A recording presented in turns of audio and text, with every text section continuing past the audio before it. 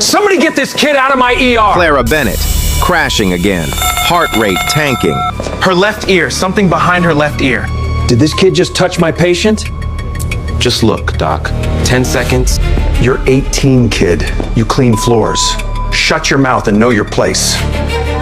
Then why is she still getting worse? After 12 specialists. Ellison looked at his team. Nobody had an answer. Give me 60 seconds. That's all. Ellison grabbed Henry's 60 collar. seconds. You waste my time, I'll make sure you never step foot in any hospital again. Not as a janitor. Not as anything. He let go. Clock's ticking, boy. What happened next, no one in that hospital will ever forget. But we need to go back. 12 hours before that moment in the ER, before the alarms, before the collar grab, before Henry Shaw bet his future on 60 seconds. Ridgemont Medical Center, east side of Baltimore. The kind of hospital you end up at when no one else will take you. Cracked parking lot, fluorescent lights that buzz and flicker, waiting room that smells like bleach and old coffee. Understaffed, overcrowded, forgotten. 11 p.m. Skeleton crew. Henry Shaw pushed his mop cart down the third-floor hallway, wheels squeaking on linoleum. 18 years old. Moved like a ghost, shoulders hunched, eyes low, footsteps quiet. The kind of person you walk past 100 times and never notice. He looked the part. Thin, skipped meals thin, cheekbones too sharp for his age, eyes set deep from splitting sleep between night shifts and morning classes.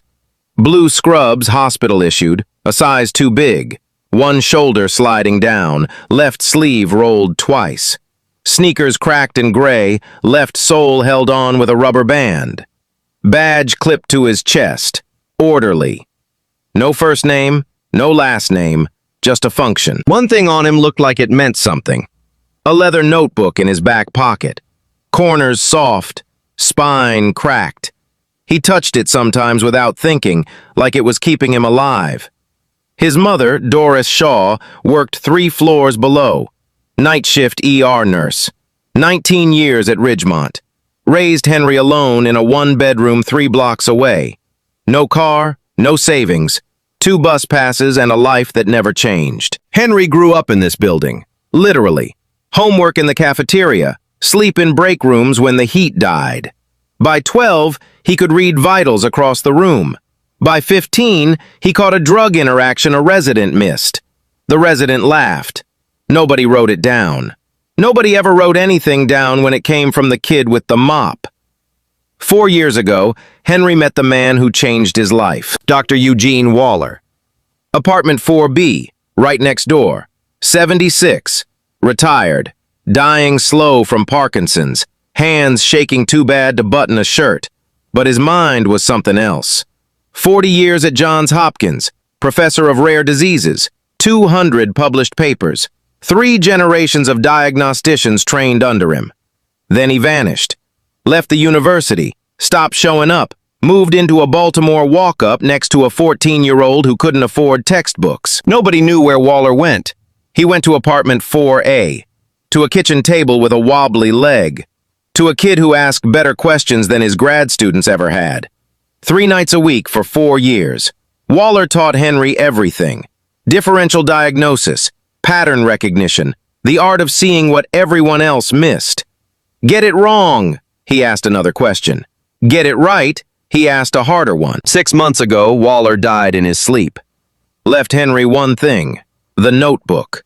40 years of rare cases, handwritten, margins full of notes no textbook ever published. Henry kept it closer than his own heartbeat. 11:34 p.m., mopping the 3rd floor when the ambulance bay doors slammed open. Clara Bennett, 34, school teacher, single mother. Arrived on a stretcher looking like she hadn't eaten in weeks. Her daughter Lily, 6 years old, walked beside the gurney clutching a stuffed rabbit. Not saying a word.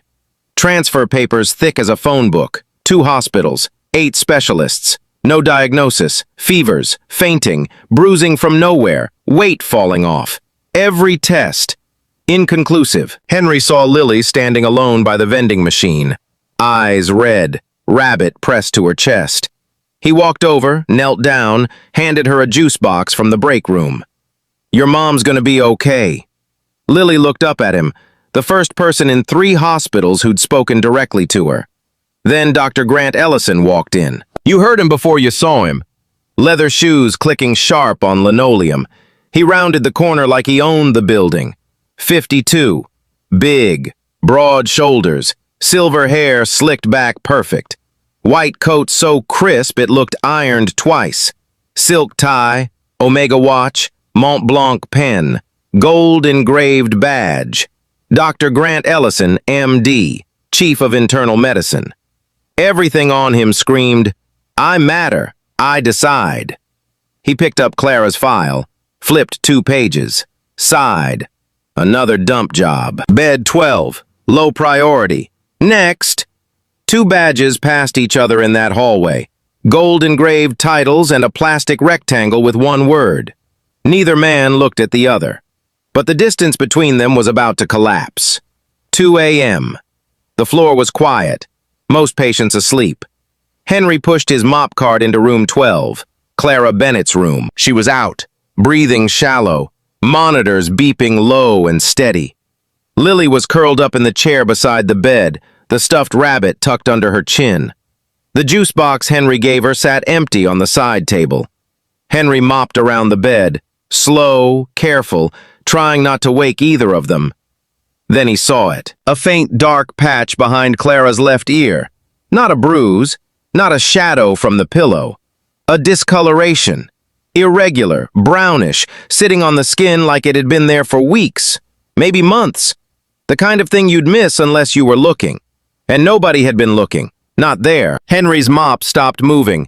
His grip tightened on the handle. He knew that mark. Not from a classroom, not from a lecture. From a kitchen table in apartment 4A, 2 a.m., Waller's shaking hand pointing at a photograph in his notebook. Case from 1998, Johns Hopkins. A woman with the same symptoms. Fevers, fainting, bruising, weight loss, and a dark patch behind the ear that every doctor missed for 7 months. Hyperpigmentation. Adrenal insufficiency. The body screaming for help through the skin because nobody was listening to the blood. Henry leaned closer. His heart was pounding now. He checked Clara's chart hanging off the bed rail. Vitals, meds, history. The mark wasn't mentioned. Not on any page. Not in any hospital's notes. 3 hospitals, 12 specialists. Nobody had looked behind this woman's ear. He had to tell someone. The nursing station was 20 steps away. Nurse Patricia Owens sat behind the counter, charting. Late 40s, senior nurse, good at her job, careful with her words. Patricia, the patient in room 12, Clara Bennett. There's a mark behind her left ear, a discoloration. It could be... Patricia looked up. Then she looked at him. Really looked. At the oversized scrubs, the mop cart behind him, the badge that said, orderly. Henry! Her voice was gentle but firm. I appreciate that you care, I do. But you cannot be reading patient charts. That's a HIPAA violation. And even if you saw something, Dr. Ellison doesn't take suggestions from... She paused, chose her next words carefully. From support staff. Henry heard what she didn't say. Not from an orderly, not from someone without a degree, not from you. He nodded, walked away. But he didn't let it go. 7 a.m. Shift change. Ellison was doing morning rounds with 2 residents trailing behind him like ducklings in white coats. Henry waited near the supply closet until they reached the 3rd floor. Then he stepped out.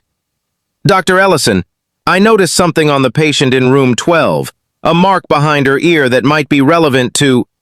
Ellison stopped walking.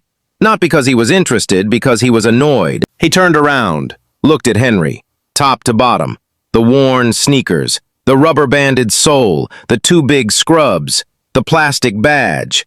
Then back up to Henry's face. And your medical degree is from where, exactly? I don't have one, sir. I'm an orderly. But the mark behind her ear looks like... You're an orderly. Ellison repeated it like he was explaining something to a child. You push a mop. You take out trash. That's what you do here. He glanced at the 2 residents beside him. One of them smirked. I've been practicing medicine for 25 years. I trained at Harvard. I've published in the New England Journal. And you want to tell me what to look for? I'm just saying, if someone could check behind her, let me make this real simple for you, son. Ellison stepped forward, close, looking down. Gold-rimmed glasses over silk tie over white coat. You don't talk to me about patients. You don't read their charts. You don't suggest diagnoses. You mop the floor. That's the beginning and end of your job description. Are we clear? Henry didn't move, didn't look away. Yes, sir. Good. Ellison turned to the residents. Make a note. I want this young man reminded of his boundaries, formally. He walked off, leather shoes clicking. The residents followed. One looked back at Henry with something that might have been pity or amusement. Hard to tell. By noon, Henry was sitting in the supervisor's office. Written warning.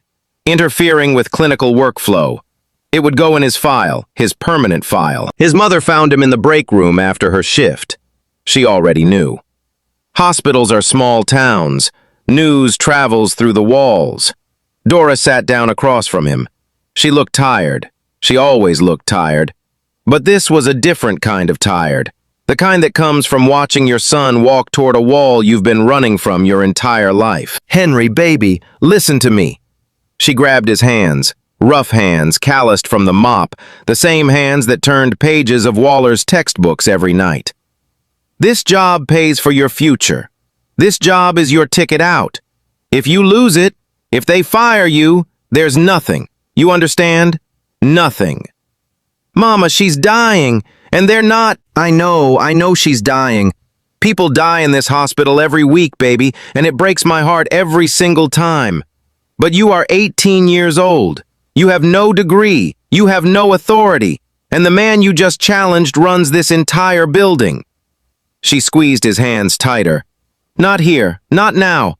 We can't afford this fight. Henry looked at his mother. He saw every double shift, every missed meal, every time she came home at 7 a.m. and still made him breakfast before school. Every sacrifice that led to this moment. Her son sitting in a break room with a written warning and a dream that was slipping away.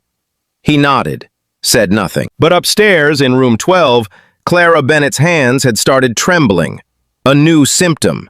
And Dr. Grant Ellison ordered the same tests again, the same ones that came back inconclusive 3 times before.